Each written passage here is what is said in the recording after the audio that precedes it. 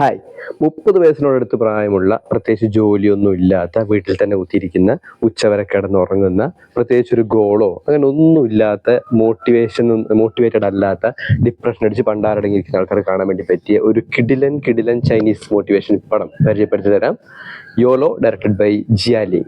ദൂലെയിങ് 30 വയസ്സുള്ള ഒരു ചെറുപ്പക്കാരിയാണ്. ഗ്രാജുവേഷന് ശേഷം അങ്ങനെ വീട്ടിൽ നിന്ന് പുറത്തിറങ്ങി പോയിട്ടൊന്നുമില്ല. തീരെ ആക്റ്റീവ് അല്ലാത്ത, ഉച്ചവരെ കിടന്നുറങ്ങുന്ന, ഭക്ഷണം കഴിക്കുക കിടന്നുറങ്ങുക. ഇതാണ് ഇവരുടെ സ്ഥിരമായിട്ടുള്ള പരിപാടി. അത്ര ആക്റ്റീവ് അല്ലാത്ത ഒരു ഡെഡ് ആയിട്ടുള്ള ഒരു കഥാപാത്രമാണ്.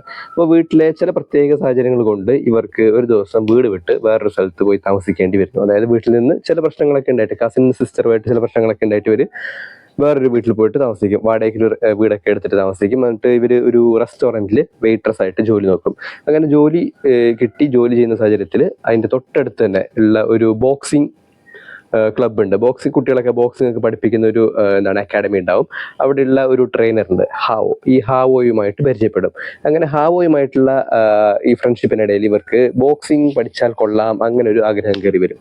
അങ്ങനെ വളരെയധികം വണ്ണം കൂടിയ, തീരെ മോട്ടിവേറ്റഡ് അല്ലാത്ത, തീരെ ആക്റ്റീവ് അല്ലാത്ത 30 വയസ്സുള്ള നമ്മുടെ ലിയാങ് ബോക്സിംഗ് ഒക്കെ പഠിച്ച് നല്ല ആക്റ്റീവായി അടിച്ച് കയറി വരുന്ന, ഒരു ഗോളൊക്കെ സെറ്റ് ചെയ്ത് വരുന്ന ഒരു കിടിലം പടമാണ് കേട്ടോ. 2 മണിക്കൂറാണ് പടത്തിന്റെ ഡ്യൂറേഷൻ. ഈ പടത്തിന്റെ ഫസ്റ്റ് ഹാഫ് വരെ നമ്മൾ വല്ലാണ്ട് ബുദ്ധിമുട്ടിയത് കാണേണ്ടി വരും. കാരണം ഇപ്പോൾ ഈ ഒരു 30-നോടടുത്ത് പ്രായമുള്ള ഒരുമാതിരിപ്പെട്ട ആൾക്കാരൊക്കെ ഡെയിലി ലൈഫിൽ കടന്നു പോകുന്ന ഒരുപാട് സാഹചര്യങ്ങളൊക്കെ ഈ സിനിമയിൽ കയറി വരുന്നുണ്ട്. ഈ നമ്മുടെ ദുലെയിങ്ങിന്റെ ഒരു ബോയ് ഫ്രണ്ട് ഉണ്ടാകും. ബോയ് ഫ്രണ്ടും ഒരു ഗേൾ ബെസ്റ്റിയും ഉണ്ടാകും.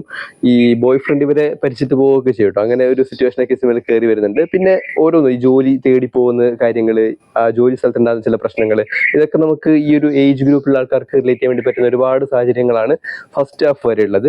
അത് കഴിഞ്ഞ് അങ്ങോട്ടേക്ക് പിന്നെ ചത്ത് കിടക്കുന്നവർ വരെ എണീറ്റ് തുള്ളി പോകും. അതിലൊരു ട്രാൻസ്ഫോർമേഷനും കാര്യങ്ങളൊക്കെയാണ് സെക്കൻഡ് ഹാഫിൽ വരുന്നത്. ഗംഭീരമായിട്ടുള്ള പടമാണ്. ഈ പടത്തിന്റെ ഡയറക്ടർ തന്നെയാണ് ഈ പടത്തിലെ മെയിൻ റോളിൽ വന്നിട്ടുള്ളത്.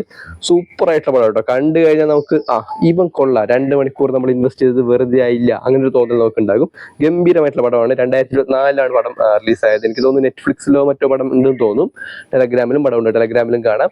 കണ്ടു നോക്കുക, ഗംഭീരമായിട്ടുള്ള പടം കേട്ടോ. നമ്മൾ മോട്ടിവേറ്റഡ് ആയി എന്നൊക്കെ ആവുന്നൊരു സിറ്റുവേഷനൊക്കെ സിനിമയിൽ വരുന്നുണ്ട്. അവസാനം ഒരു ബോക്സിങ്ങിലൊക്കെ പോകും. എന്നിട്ട് ഈ സാധാരണ ഇന്ത്യൻ സിനിമയൊക്കെ കാണുന്ന പോലെ ബോക്സിങ് ചെയ്ത് ആൾക്കാരെ തോപ്പിക്കും അങ്ങനെയൊന്നും അല്ല. പക്ഷെ മറ്റൊരു രീതിയിൽ നമ്മുടെ ജീവിതത്തിലെ വിജയം അല്ലെങ്കിൽ സക്സസ് എന്നുള്ള കാര്യങ്ങളൊക്കെ പറയാതെ പറഞ്ഞു പോകുന്നത്, അതായത് സബ്റ്റിലായിട്ട് പറഞ്ഞു പോകുന്ന ഒരു പടമാണിത്. 2 മണിക്കൂർ 10 മിനിറ്റ് ആണ് പടത്തിന്റെ ഡ്യൂറേഷൻ.